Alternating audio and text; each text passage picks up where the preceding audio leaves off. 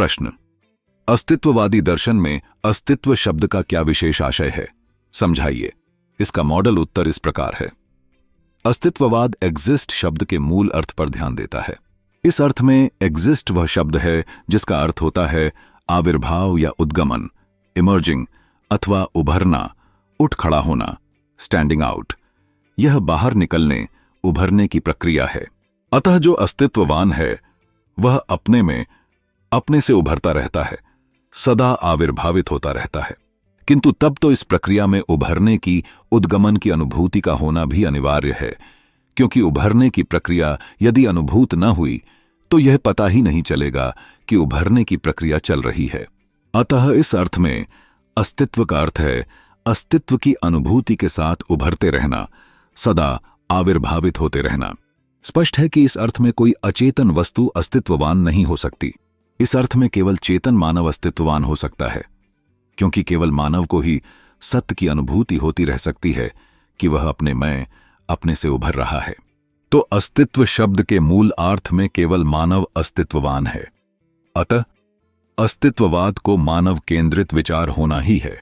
तो अस्तित्व शब्द का अस्तित्ववादी अर्थ हो गया अस्तित्व की अनुभूति के साथ अस्तित्ववान रहना, तथा इस अर्थ में केवल मानव अस्तित्ववान है। अब प्रश्न यह उठता है कि इस अस्तित्व की कहानी का प्रारंभ कब होता है। उत्तर सरल है, जब अस्तित्व की प्रथम अनुभूति हो। वह कब होती है, इसका पूर्णतया निश्चित उत्तर तो नहीं दिया जा सकता, किंतु इतना कहा जा सकता है कि बच्चा जब पैदा होता है तो इस अनुभूति के साथ पैदा नहीं होता।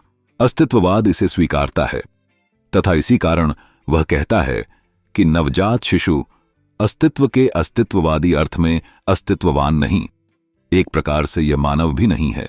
वह भी एक वस्तु जैसी प्रतिक्रियाओं का समूह मात्र है। इसके अस्तित्व की कहानी मनुष्य की कहानी का प्रारंभ अस्तित्व की प्रथम अनुभूति के साथ है। वह जब भी हो तो कहा जा सकता है कि अस्तित्ववाद मानव की आंतरिकता के विकास की कहानी कहता है, जो अस्तित्व की प्रथम अनुभूति से प्रारंभ होती है तथा मृत्यु तक अस्तित्व के सतत उभरने की कहानी है। यह ठीक है कि यह कहानी सभी अस्तित्ववादी विचारक अपने अपने ढंग से कहते हैं, किंतु इस मूल विचार पर ध्यान देने से ही कुछ ऐसी समस्याएं प्रकाश में आ जाती हैं जिन समस्याओं से सभी अस्तित्ववादी विचारक जूझते हैं। वे अस्तित्ववादी इसी कारण कहे जाते हैं कि उनकी समस्याएं एक हैं।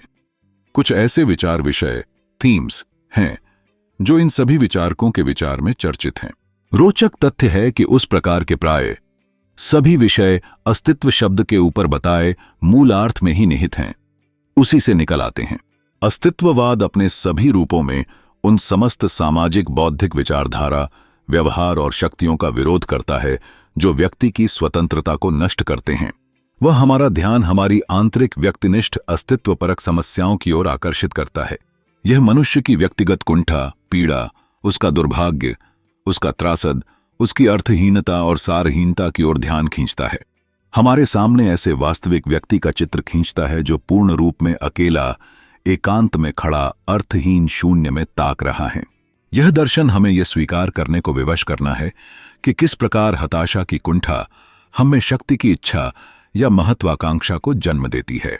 किस प्रकार तानाशाही शक्ति सुरक्षा का विश्वास दिलाकर हमारी स्वतंत्रता का अपहरण करती है। हम आर्थिक राजनीतिक मशीन के कलपुर्जे हैं। हम नहीं हैं।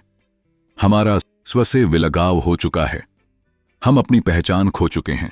आधुनिक समाज और राज्य व्यवस्था अत्यंत व्यापक और पेचीदा है, परंतु उसके गठन का समस्त आधार उत्पादन की कुशलता पर टिका हुआ है, जिसके संदर्भ में व्यक्ति एक उत्पादक मात्र बनकर रह गया है और निजी भावात्मक संबंधों का कोई अर्थ नहीं रह गया है। यदि मानव अस्तित्व का अर्थ है अस्तित्व की अनुभूति के साथ जीना, तो इसका एक अर्थ तो यह हो जाता है कि इस प्रकार के विचार का ध्यान व्यक्ति पर केंद्रित है, क्योंकि इस प्रकार की सामान्य अनुभूति संभव नहीं है। इसी से एक और तथ्य प्रकाश में आता है। यदि मानव अस्तित्व की कहानी का प्रारंभ अस्तित्व की ऐसी प्राथमिक अनुभूति में है, तो इसका अर्थ है कि अस्तित्ववाद मानव आंतरिकता के विकास की कहानी कह रहा है। यही कारण है कि सभी अस्तित्ववादी विचारक अस्तित्ववान व्यक्ति को तो अपने ध्यान का केंद्र बनाते ही हैं, उनके विचार एवं विवेचना का केंद्र आंतरिकता, सब्जेक्टिविटी हो जाती है। अस्तित्व की प्रथम अनुभूति के साथ ही व्यक्ति को यह अनुभूति भी होती है कि वह एक परिस्थिति, सिचुएशन में है। उस प्रथम अनुभूति में ही वह एकाएक अपने को एक परिस्थिति में पाता है। इस प्राथमिक अनुभूति में तो परिस्थिति की चेतना अस्पष्ट ही रहती है, किंतु बाद का विश्लेषण स्पष्ट कर देता है कि इस परिस्थिति के दो मूल अवयव है, प्रथम वस्तुएं तथा दूसरा अन्य। अब उसे यह भी अनुभूति होती है कि उसकी अपनी वैयक्तिकता का विकास भी उसकी वस्तुओं की अनुभूति तथा उसकी अन्य की अनुभूति से प्रभावित है। इस प्रकार उसके लिए अस्तित्व के तीन आयाम स्पष्ट होते हैं, वस्तु, वह स्वयं, अन्य। यह ठीक है कि इन तीनों के पारस्परिक संबंध, व्यक्ति की अन्य के प्रति अनुभूति आदि का विवेचन हर अस्तित्ववादी विचारक अपने अपने ढंग से करता है। यहां तक कि इनमें कुछ इस विवेचन में ईश्वर को ढूंढ लेते हैं तथा कुछ इस अनुभूति की पूर्णतया मानवीय व्याख्या को ही उपयुक्त समझते हैं। किंतु इतना तो है ही कि किसी न किसी रूप में सबों की दृष्टि अस्तित्व के तीनों आयामों पर रहती है तथा उसी के अनुरूप वे आत्म अस्तित्व का विवेचन करते हैं। तब इतना तो कहा ही जा सकता है कि अस्तित्व की प्रथम अनुभूति में किसी ईश्वर की अनुभूति नहीं है, वह तो मात्र आत्म की अनुभूति है, अकेले आत्म की, अर्थात उस अनुभूति में आत्म के अकेलेपन की अनुभूति है। अब इसी अनुभूति के अनुरूप आंतरिकता को विकसित होना है। यह अनुभूति एक प्रकार से व्यक्ति की मौलिक स्वतंत्रता, फ्रीडम की अनुभूति है। यदि यह अकेलेपन की अनुभूति नहीं होती, यदि इसमें कुछ और भी अनुभव होता, तो वह कुछ और प्रभावित करता या बाधित करता या सहयोग करता। अतः यह मूल अनुभूति एक दृष्टि से स्वतंत्रता की अनुभूति है और स्वतंत्रता के साथ दायित्व, रिस्पॉन्सिबिलिटी तो जुट ही जाता है। सार्त्र के अनुसार व्यक्ति अचेतन वनस्पति अथवा गोभी का फूल नहीं है, जिसका विकास सर्वथा वातावरण की स्थितियों के अनुसार ही होना है। उनके पास अपना मार्ग स्वयं चुनने की क्षमता है। उसका अनुभव उसके स्वयं का अनुभव है, उसके कार्य उनके अपने स्वयं के कार्य है और अपना जीवन स्वयं जीकर और अपना मार्ग स्वयं चुनकर या अपने मूल्यों का निर्माण भी स्वयं ही करता है। वह अपने कार्यों के लिए स्वयं ही संपूर्ण रूप से उत्तरदायी है।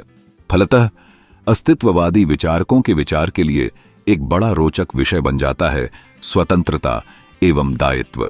यह ठीक है कि इस विषय की कोई दो विवेचना एक दूसरे के समान नहीं है, किंतु यह भी ठीक है कि अस्तित्ववादी विचार का बहुचर्चित विचार बिंदुओं में स्वतंत्रता एवं दायित्व विचार भी है।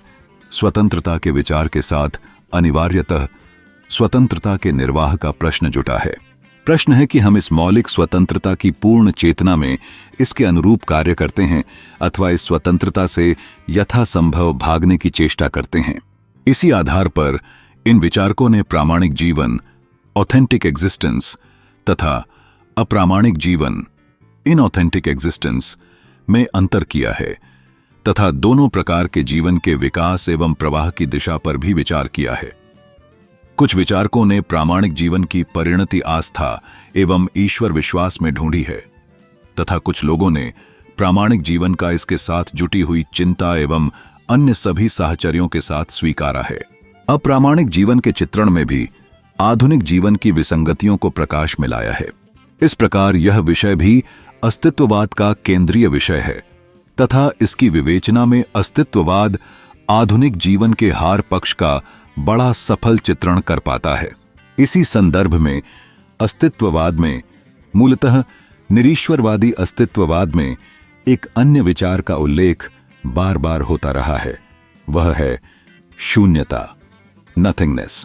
इन विचारकों ने इसके ज्ञान मीमांसीय पक्ष तथा इसके अस्तित्व मूलक पक्ष दोनों पर प्रकाश दिया है। हाइडेगर तथा सार्त्र के विचारों में तो इनका बड़ा महत्वपूर्ण स्थान है। ज्ञान मीमांसीय रूप में इनके अनुसार निषेध, निगेशन की सार्थकता यही है कि वह चेतना की संरचना में योगदान देती है तथा तात्विक पक्ष में यह अस्तित्व की अनुभूति का अनिवार्य अंग है। वस्तुतः शून्यता भाव के साथ अस्तित्ववाद में अनेकों ऐसी अनुभूतियों का महत्वपूर्ण उल्लेख होता रहा है जो अस्तित्ववाद को सभी प्रकार के दर्शनों से विलक्षण बना देते हैं। इतिहासज्ञ कहते हैं कि अस्तित्ववादी लेखन चिंता, क्लेश, व्यथा, नैराश्य, योजनाओं की निरर्थकता, निष्प्रयोजनता तथा भय, आतंक, त्रस्तता, नौजिया आदि के विचारों से भरा रहा है। यह ठीक है कि अस्तित्ववाद के अनुसार अस्तित्व की अनुभूति में इस प्रकार की चिंता या ऐसा भय साधारण चिंता एवं साधारण भय जैसा नहीं है। साधारण चिंता या भय के विषय के संबंध में हम कुछ कह सकते हैं। उदाहरणतः कह सकते हैं कि चिंता बीमारी के कारण है या गरीबी के कारण है। उसी प्रकार कह सकते हैं कि सांप देखने के कारण या अन्य इसी प्रकार के कारण से भय उत्पन्न हुआ। किंतु अस्तित्ववादी चिंता एवं भय के विषय में यदि पूछा जाए कि किस चीज की चिंता है या किसका भय है, तो कोई निश्चित उत्तर नहीं दिया जा सकता। मात्र कहा जा सकता है कुछ नहीं है। फिर भी हमारे हर कार्य, हमारी हर योजना में वस्तुत हमारे जीवन में ही एक अनजाने, अपरिभाषित, अनिर्धारित भय या चिंता है। यह हमारे जीवन का अंग है। इसी कारण अस्तित्ववादी विचार में इनकी विवेचना अनेक ढंगों से हुई है। कुछ अस्तित्ववादी विचारकों ने वर्तमान समय की सामाजिक तथा धार्मिक स्थितियों की भी चर्चा की है। वे स्वीकारते हैं कि जीवन में इनका महत्व है क्योंकि ये व्यक्ति की अनुभूतियों को प्रभावित करते ही हैं। किंतु इसके साथ इनके मध्य रहते हुए भी व्यक्ति एक प्रकार से एकाकी है, क्योंकि इन प्रभावों का भी उसे ही अपने अंतर में मूल्यांकन करना पड़ता है। इस प्रकार कहा जा सकता है कि ऊपर उल्लेखित कुछ ऐसे विषय हैं जो अस्तित्ववादी विचार के केंद्र हैं। वस्तुतः अस्तित्ववादी विचारक अस्तित्ववादी इसी कारण कहे जाते हैं कि उन सबों के विचार के विषयों में एक प्रकार की समानता है, भले ही उनकी विवेचना सबों ने भिन्न भिन्न ढंग से की हो। अस्तित्व की यह धारणा हमें सिखाती है कि हम केवल बाहरी परिस्थितियों का फल नहीं हैं, बल्कि हम स्वयं अपने जीवन को आकार देने में सक्षम हैं। अस्तित्व एक बुनियादी सच्चाई है, लेकिन उसे जीने के तरीके में व्यक्ति का बौद्धिक और भावनात्मक योगदान अधिक महत्वपूर्ण होता है। अस्तित्ववाद के अनुसार व्यक्ति को अपने अस्तित्व का निर्णय खुद लेना होता है। यह एक स्वतंत्रता है, लेकिन इसके साथ ही इसका एक बोझ भी है। इस बोझ को उठाते समय व्यक्ति को यह स्वीकार करना होता है कि उसके निर्णयों के परिणाम सीधे उसकी खालीपन की ओर ले जा सकते हैं। दुख, विफलता और असफलता के बीच व्यक्ति को अपने अस्तित्व को फिर से उत्पन्न करना होता है। इस तरह अस्तित्व का अर्थ जीवन की अनिश्चितताओं और संभावनाओं के बीच निर्णायकता में निहित होता है।